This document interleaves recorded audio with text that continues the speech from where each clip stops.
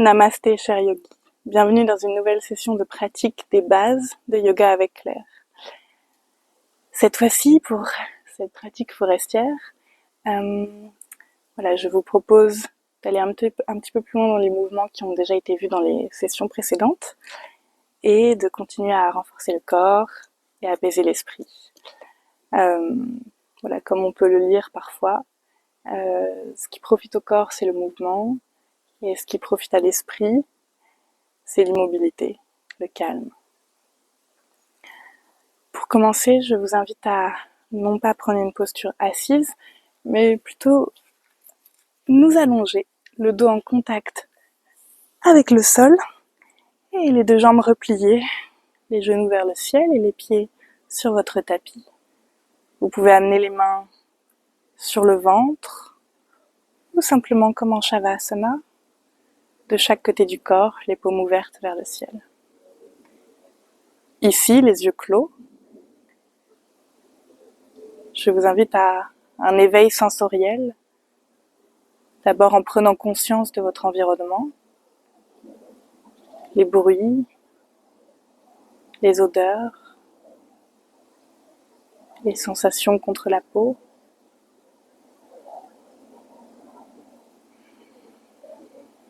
Sans jugement, simplement observer, sans les yeux, ce qui se trouve autour de vous.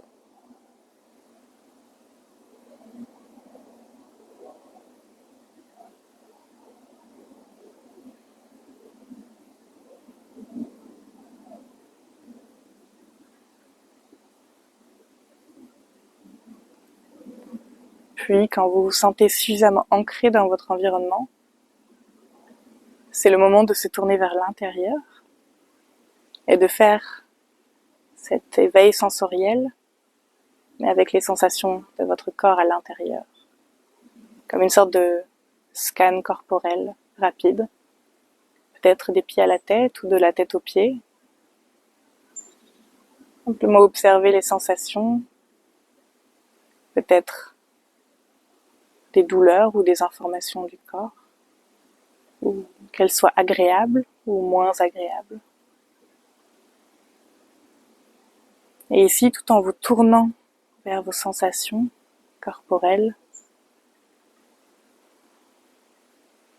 je vous invite à commencer à allonger la respiration, à rendre les inspirations plus amples, plus lentes, et les expirations également.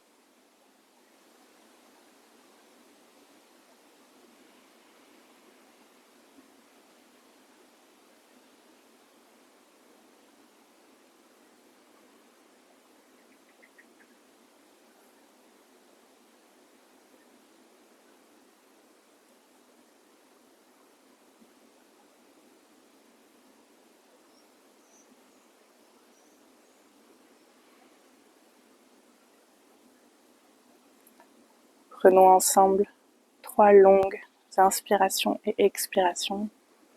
Une longue inspiration par le nez. Inspire pour 5, 4, 3, 2, 1. Et expire pour 5, 4, 3, 2, 1. Inspire pour 5, 4, 3, 2, 1. Expire pour 5, 4, 3, 2, 1. Une dernière fois, inspire pour 5, 4, 3, 2, 1. Et expire pour 5, 4, 3, 2, 1. Les genoux s'approchent de la poitrine, peut-être toujours les yeux clos. Genoux contre la poitrine. On va pouvoir écarter les bras sur le côté, perpendiculaire au corps. Et on va venir en torsion allongée. Donc sur la prochaine expiration, les deux genoux vont simplement aller se poser du côté gauche et la tête va se déposer du côté droit. Le tronc ne bouge pas. Et on essaye de garder les deux épaules en contact avec le sol. Si la torsion est un petit peu trop intense, on peut passer peut-être une main sous un des genoux ou entre les deux jambes, ou peut-être un coussin ou quelque chose de confortable.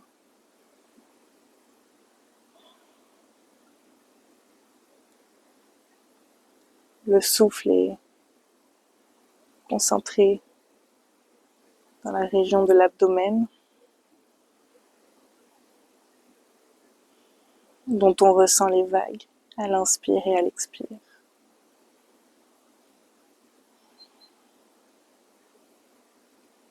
Puis à la prochaine inspire, les deux genoux repassent au centre, la tête aussi.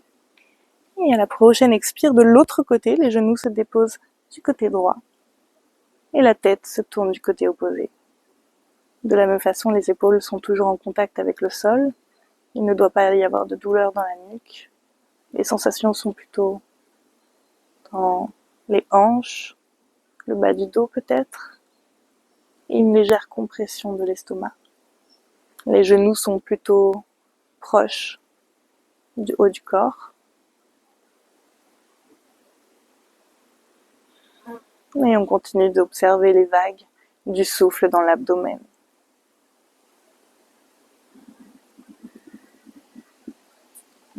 Et puis, à la prochaine inspiration, on va pouvoir, en passant sur le côté, venir trouver la posture de la table, donc à 4 pattes sur votre tapis. Ok, super. Les yeux peuvent s'ouvrir si ce n'est pas déjà le cas. On va commencer à faire des cercles, simplement des rotations sur nos axes, nos piliers, que sont nos bras et nos jambes. Quelques cercles dans un sens, en essayant de garder le nombril légèrement rentré vers la colonne, sans contracter trop le ventre, simplement en essayant d'engager légèrement. Et puis les cercles dans l'autre sens. Et on commence peut-être à les accentuer les mouvements dans le bassin, dans les épaules. Peut-être que la nuque et la tête ont envie de bouger également. Et on repasse au centre. Ok, super. Bien ancré sur tous ces appuis. Ici, à l'inspiration, on va venir lever la jambe droite. Donc, lève la jambe droite. Les hanches sont toujours cadrées et regardent toutes les deux vers le bas. Donc, on évite d'avoir la hanche complètement ouverte sur le côté. Et ici, on va venir faire 3 cercles dans un sens, avec le genou qui dessine de grands cercles, comme si on avait un pinceau au bout du genou. Et puis 3 cercles dans l'autre sens, en essayant de balayer une surface la plus large possible. Et on regarde légèrement devant soi. Ok, super. Redépose le genou droit. Et inspire, monte le genou gauche. 3 cercles dans un sens, à votre rythme, en essayant de garder une grande amplitude d'ouverture de hanche. Et 3 cercles dans l'autre sens, en essayant d'aller au bout du mouvement à chaque fois. Ok, super. Le genou gauche à terre. On va pouvoir retourner les orteils, toujours en table, et simplement à l'inspiration, on va prendre une grande inspire. Et expire, monte les genoux, donc prends appui sur les bras, les pieds, et on va venir monter les genoux de quelques centimètres avec un engagement du centre, comme si les côtes essayaient de rentrer vers la colonne. Et on regarde toujours légèrement droit devant soi, on fixe un point à terre légèrement plus loin, peut-être 50 cm de soi. Et expire, redépose. Ok, super. Et à la prochaine inspire, monte à nouveau. Et puis on va pouvoir repousser dans les mains, repousser les fesses à l'arrière et marcher les pieds avec les hanches hautes, les pieds à l'avant du tapis, en flexion vers l'avant, Uttanasana. Mouvement que nous avons déjà pratiqué dans les vidéos précédentes. Donc à nouveau, c'est le ventre qui essaye de se rapprocher des cuisses, même si voilà, on en est que ici par exemple. L'idée c'est d'avoir ce ventre qui va essayer de se rapprocher des cuisses, donc on évite d'avoir le dos très courbé. Ok, on peut déposer les mains à terre, peut-être les mains sur les tibias. Et on va très lentement venir dérouler la colonne, vertèbre par vertèbre, la tête, la dernière, et on va rouler les épaules 3 fois vers l'arrière. Ok, super. Ici donc à l'avant de votre tapis ou de la surface sur laquelle vous pratiquez. On va pouvoir prendre une grande inspiration, Urdhva Hastasana, les bras par le côté qui monte vers le ciel, les mains en prière au-dessus de la tête, le regard vers les doigts. On étire, on étire, on étire. Et expire, flexion vers l'avant, les bras qui balayent sur le côté, Uttanasana. Ok, super. Inspire, monte à moitié, le dos à 90 degrés. Et on va pouvoir écarter légèrement les pieds et déposer peut-être une main au sol, donc ne pas hésiter à plier les genoux légèrement si c'est nécessaire. Donc on va déposer la main gauche au sol, on va plier légèrement la jambe gauche et on va venir ouvrir le bras droit jusqu'au ciel, le regard qui suit le bras droit. La nuque est dans la même extension que la colonne, donc le regard suit la main. On va rester ici, on essaye d'amener le bras peut-être un peu plus à l'arrière, on est fort sur nos appuis, on repousse la terre avec la main. Et expire, redescend le bras droit. Et on va venir simplement inverser. Main droite à terre, plie légèrement le genou droit et ouvre le bras gauche vers le ciel et le regard qui monte et qui suit la main gauche. La respiration continue d'être fluide, de longues inspires et de longues expires. Et expire à nouveau. On va redéposer les deux mains à terre. Et ici, on va pouvoir passer à nouveau en Ardha, donc demi-pince, donc le dos à peu près à 90 degrés. Ici, les deux mains, vont se croiser à l'arrière de la tête avec les coudes ouverts sur le côté. Et on va venir faire des petits mouvements de flexion, relevé, flexion, relevé, tout en continuant de respirer. Peut-être les expire par la bouche. Et on va pouvoir déposer à nouveau les deux mains sur le sol. Ok, super. Ici, les deux pieds se rapprochent l'un de l'autre. Et on va pouvoir entrer en chaise, Utkatasana, donc les deux hanches qui vont vers le sol, le buste qui se relève, les bras qui balayent. Et on vient en posture de la chaise avec les deux bras bien étendus, la colonne bien droite et non cambrée, et le buste vraiment ouvert et un regard droit devant soi. On essaye peut-être de ramener les genoux légèrement vers l'arrière et de garder le dos bien droit. Encore une longue respiration ici. On tient, on reste dans sa chaise, le ventre légèrement rentré dans la colonne. Et expire, relève, étend les jambes, les bras, légère flexion vers l'arrière. Donc on penche le dos légèrement vers l'arrière, les deux bras bien étendus.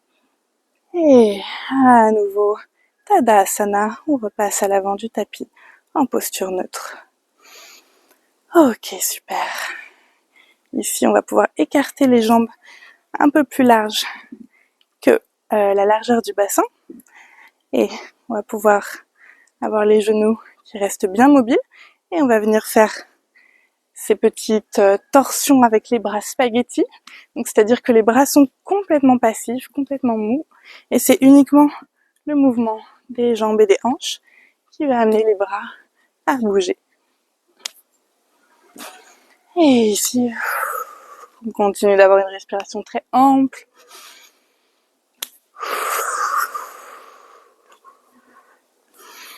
On peut fermer les yeux, laisser l'énergie circuler. Et on va pouvoir tout déposer au centre, tout relâcher. Ok, super. Ici, les deux pieds ensemble donc les pouces l'un contre l'autre. On va pouvoir prendre une posture bien droite avec le pelvis neutre. Les deux mains sur les hanches et inspire, poids dans la jambe droite et lève la jambe gauche. Et Vrikshasana, posture de l'arbre, on va déposer la plante du pied à l'intérieur de la jambe droite. Donc que ce soit au niveau du talon, au niveau du tibia ou au niveau de l'intérieur de la cuisse. L'idée c'est de repousser le pied et la jambe très fort ensemble et de pouvoir ouvrir le genou gauche sur le côté tout en restant dans un bel équilibre.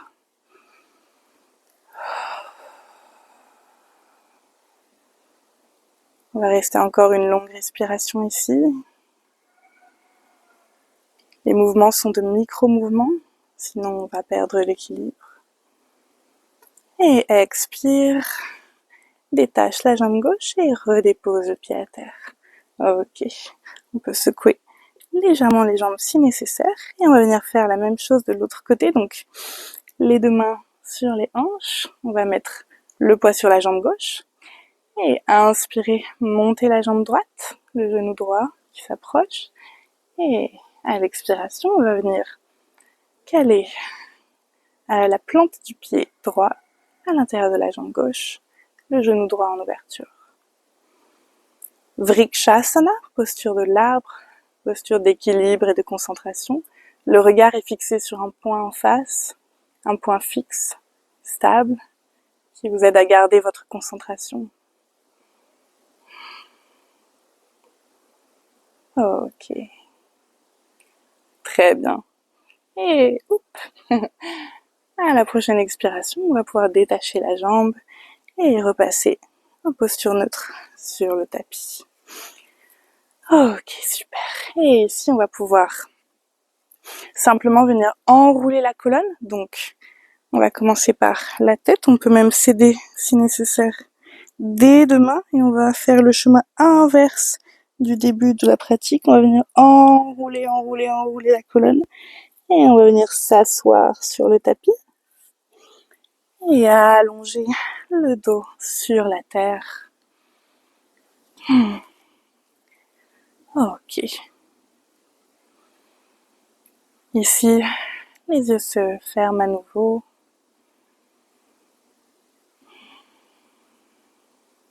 Quelques respirations. Le temps de calmer peut-être le souffle, les battements du cœur.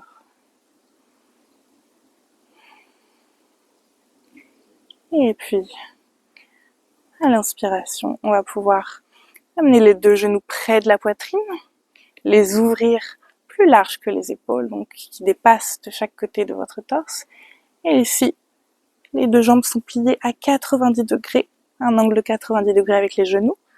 Et on va entrer dans la posture de Ananda Balasana, la posture de l'enfant heureux.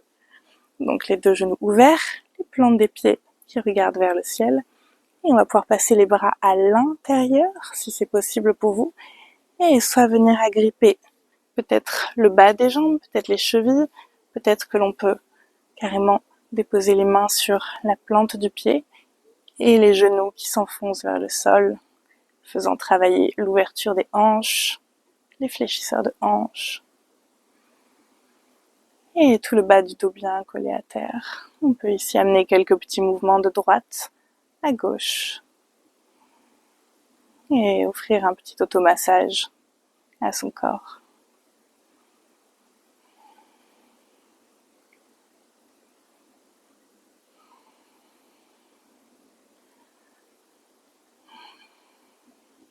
Toujours en continuant de se relier à sa respiration. La respiration est consciente.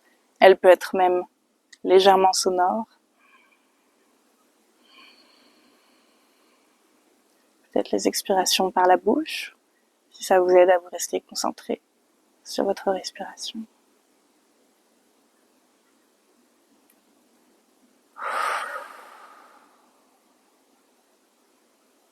Et puis, à la prochaine inspiration, on vient déposer les deux bras sur le côté et puis allonger les deux jambes Et ici, on peut faire de petits mouvements avec les chevilles, des cercles, dans un sens, puis dans l'autre, en allant vraiment jusqu'au bout du mouvement. Ne soyez pas paresseux, ressentez le mouvement dans tout le bas de votre jambe.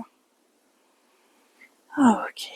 Et puis on va venir simplement déposer une jambe, puis l'autre à terre, écarter de la largeur de votre tapis, secouer légèrement les hanches pour trouver la posture juste, et entrer enfin dans le Shavasana, posture finale, les deux jambes en ouverture, les deux bras également, les deux paumes tournées vers le ciel, en signe d'abandon, de confiance et de détente profonde dans cette posture.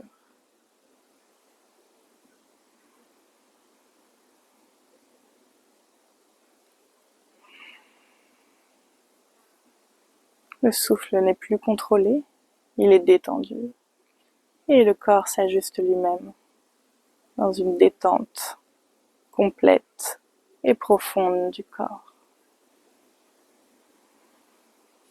Je vous invite, si cela vous parle, à répéter intérieurement ce mantra.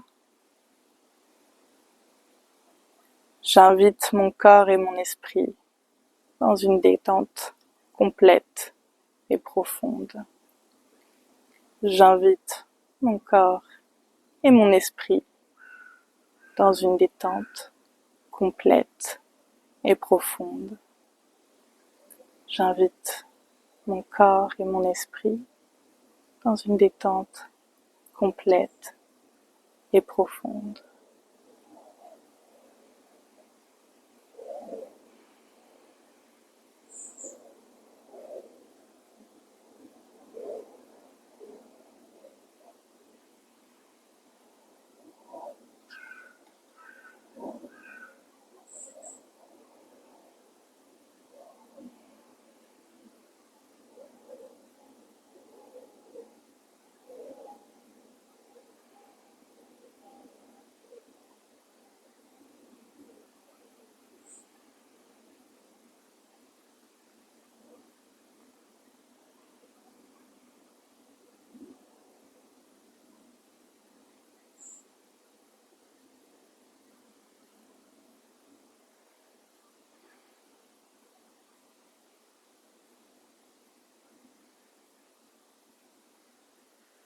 Doucement,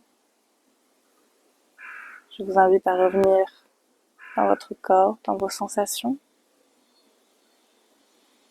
Peut-être à amplifier le souffle ou à amener de petits mouvements dans les extrémités, du bout des doigts, des orteils. Peut-être tourner la tête légèrement de droite à gauche. Peut-être vous étirer comme un chat après une longue sieste. Et ramener les genoux vers la poitrine.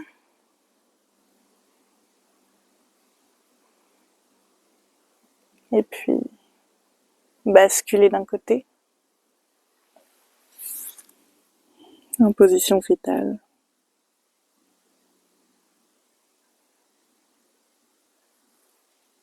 Avant de trouver calmement le chemin vers la posture assise confortable. Les yeux toujours clos.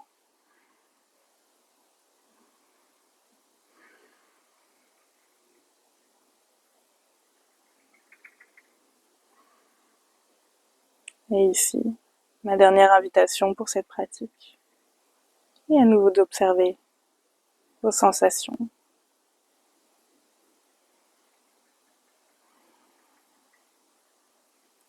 Qu'est-ce qu'il se passe à l'intérieur de moi, au niveau des émotions, du corps, peut-être des pensées? Est-ce qu'il y a plus d'espace, plus de calme? Comment est mon énergie?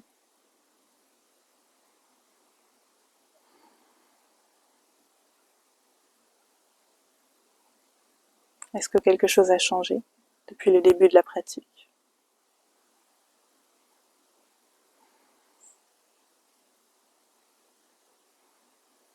Namasté. Merci beaucoup.